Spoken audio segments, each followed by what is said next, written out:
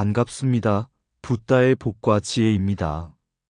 거룩하신 부처님의 가르침 속에서 오늘 우리는 한 가지 귀한 말씀을 함께 새기고자 합니다. 누구든지 망념과 사념과 허영심과 분별심을 버리면 이 세상의 극락이다. 이 말씀은 곧 우리 마음속에 일어나는 끝없는 분별과 집착이 괴로움의 뿌리이며 그 마음을 비우고 고요히 머물 때 지금 이 자리에서 극락을 누릴 수 있다는 가르침입니다. 극락은 저 먼 곳에 있는 세계가 아니라 내 마음이 번뇌에서 벗어날 때 드러나는 평화와 자유입니다.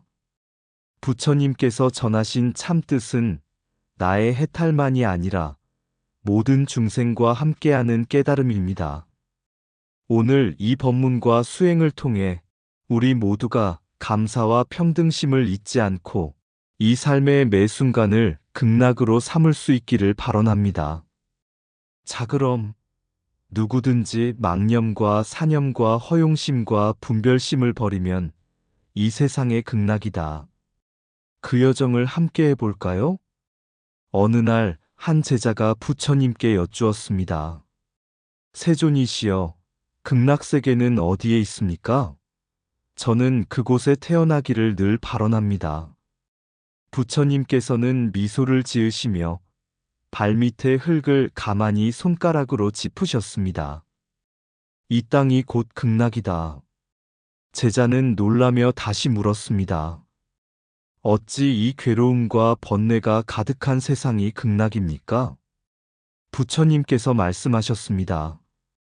그대가 망념과 사념, 허영심과 분별심을 버리고 고요히 마음을 비춘다면 괴로움은 곧 지혜의 문이 되고 불만은 곧 감사의 길이 되느니라. 극락은 먼 곳에 있는 것이 아니라 그대 마음이 번뇌를 놓는 그 순간, 지금 이 자리에서 이미 드러나는 것이다. 그 말을 들은 제자는 한참 동안 고개를 숙이고 깊은 숨을 내쉬었습니다. 그 순간 그의 얼굴에는 그동안 보지 못했던 평온한 빛이 비치고 있었습니다. 선정의 참뜻. 옛날에 한 청년이 있었습니다. 그는 세상 속에서 끊임없이 불평을 하며 살았습니다. 왜 나는 가난한가? 왜 저 사람은 잘 되는가? 왜 세상은 이렇게 불공평한가? 그의 마음은 늘 분별심과 허영심으로 가득 차 있었고 마음의 평안은 한순간도 없었습니다. 그는 어느 날 부처님께 나아가 하소연하듯 물었습니다. 세존이시여, 저는 왜 이렇게 늘 불만과 괴로움 속에 살아야 합니까? 극락은 대체 어디에 있습니까? 부처님께서 청년을 조용히 바라보며 말씀하셨습니다. 그대가 극락을 찾으려 하나 극락은 밖에 있지 않고 그대 마음 속에 있느니라. 망념과 사념, 허영심과 분별심을 버리고 고요히 머문다면 지금 이 자리에서 극락을 보게 될 것이다. 청년은 믿기지 않는 얼굴로 고개를 저었습니다. 어찌 이 고통 가득한 세상이 극락이라 하십니까? 부처님은 가까이에 있던 연꽃을 들어 보이셨습니다. 이 꽃이 진흙 속에서 자라났으되 그 향기는 맑고 청정하다. 사람의 마음도 이와 같다. 탐욕과 어리석음, 분별과 허영 속에서도 마음을 고요히 다스리면 지혜의 꽃이 피어나느니라. 그 꽃이 곧 반야이며 반야는 곧 성불의 길이 된다. 그 순간 청년은 깨달았습니다. 괴로움이 끊이지 않는 이유는 세상이 불공평해서가 아니라 자신이 끝없이 집착하고 분별하기 때문이라는 것을 그는 부처님 앞에 합장하며 다짐했습니다. 이제부터는 제 마음을 고요히 닦아 극락을 제 안에서 찾겠습니다.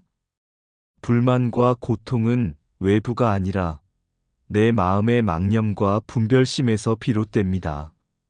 선정을 닦아 마음을 고요히 하면 반야의 지혜가 열리고 성불의 길에 오르게 됩니다.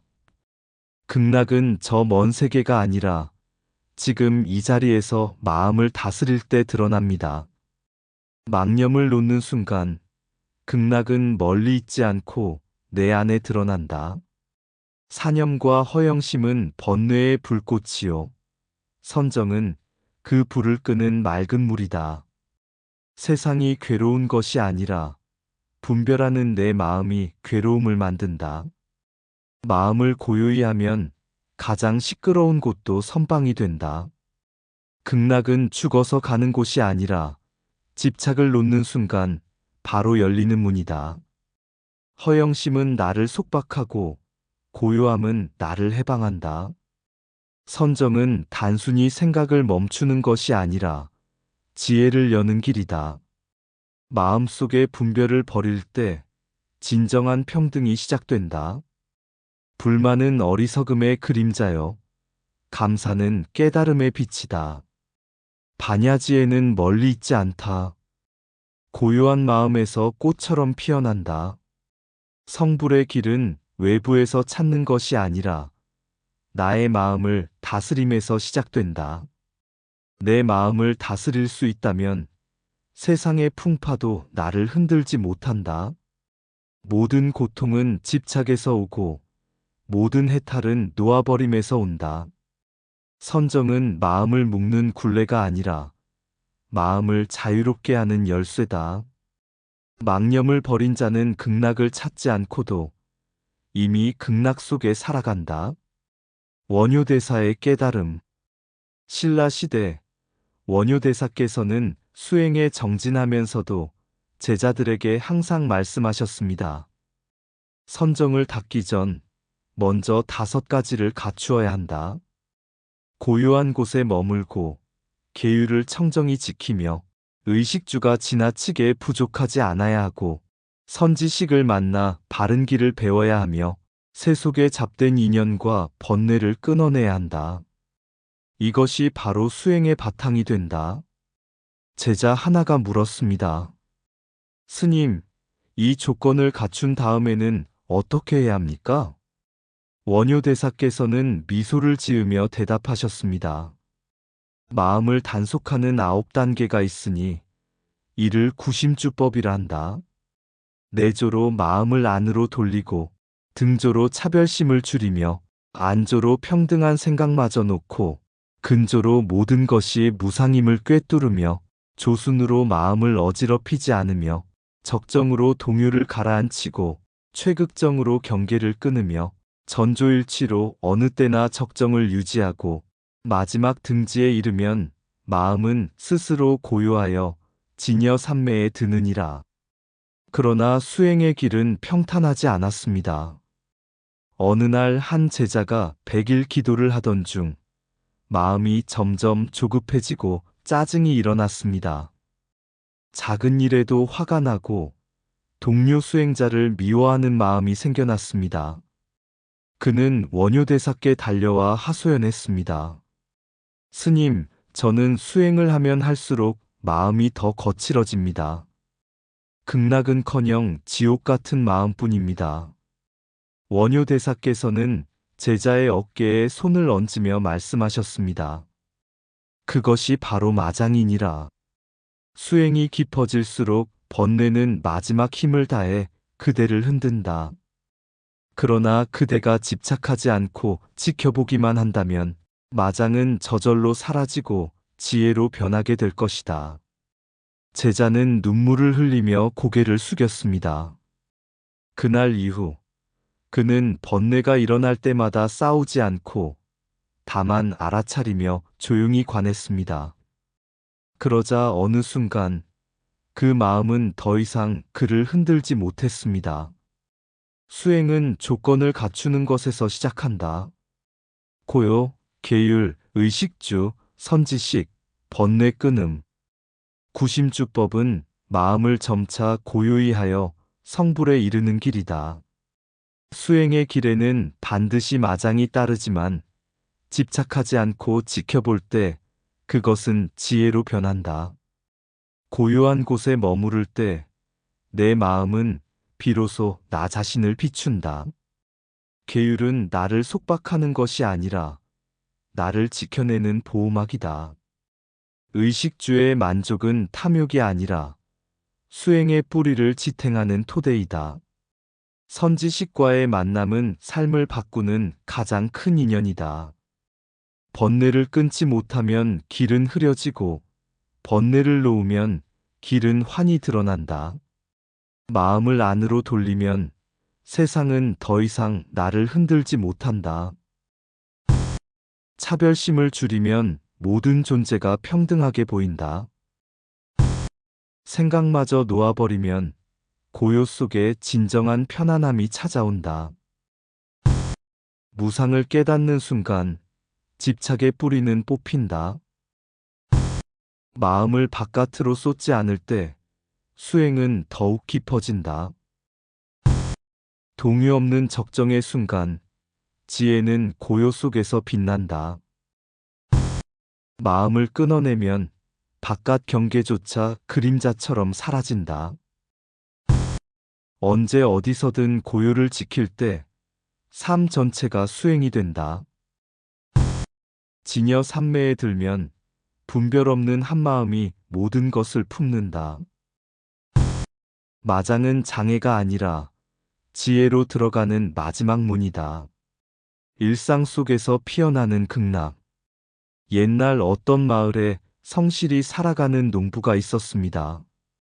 그는 하루하루 밭을 일구며 가족을 먹여 살렸지만 늘 불평과 불만을 입에 달고 다녔습니다. 왜 나는 이렇게 고생만 하는가? 왜 남들은 편히 사는가? 그의 마음은 늘 불안했고 작은 일에도 흔들렸습니다.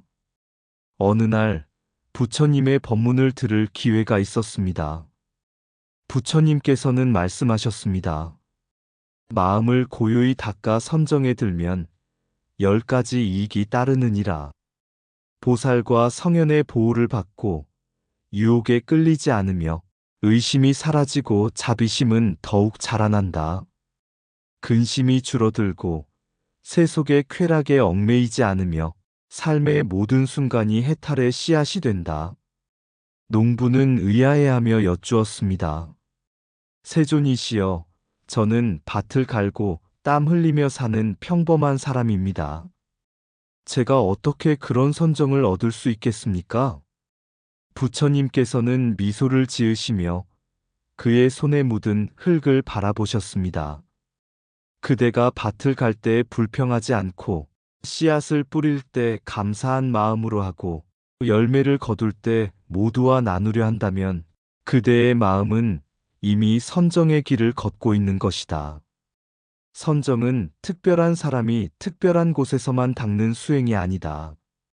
일상의 한순간 불만 대신 감사로, 분별 대신 평등심으로 살아갈 때 그 자리가 곧 극락이 된다.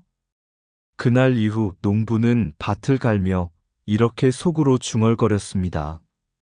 내가 살아있기에 땀 흘릴 수 있다. 내가 존재하기에 기쁨과 고통도 맛본다. 그러니 이 순간이 곧 감사이고 이 삶이 곧 극락이다. 그의 얼굴은 더 이상 불평으로 가득하지 않았고 그의 마음에는 평화와 자비가 자라나고 있었습니다. 선정은 산속 깊은 곳에서만 가능한 수행이 아니라 일상 속에서 가능하다.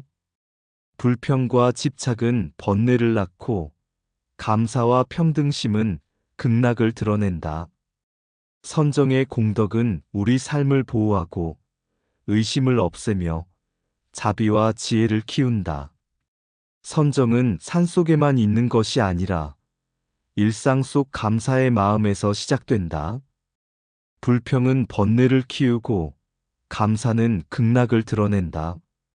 마음을 고요히 하면 보살은 언제나 곁에서 나를 지켜준다.